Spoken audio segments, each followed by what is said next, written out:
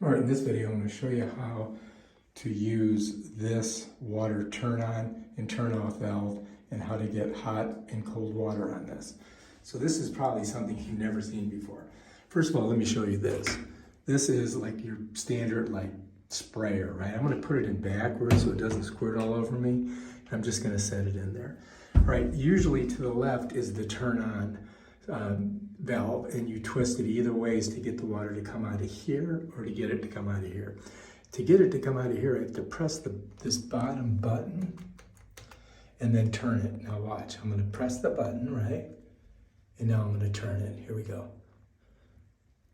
You can see the water coming out. If I come back, it turns off.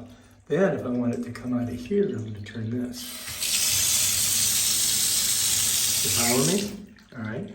So to get this one to go, I've got to press the button underneath and then twist it counterclockwise.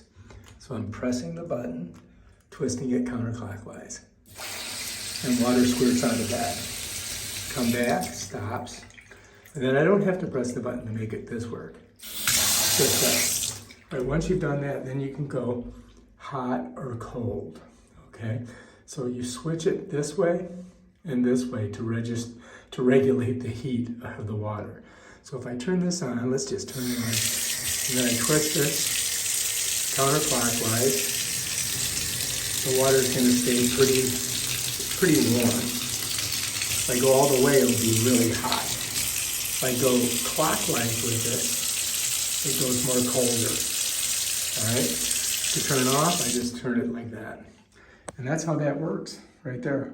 That's how you use this water valve in Stockholm, Sweden. And they have them on everything. They're on the showers and on the bathtubs. So be advised, that's how you do it. All right, if you like this video, subscribe to my channel and check out my other awesome videos. Peace out.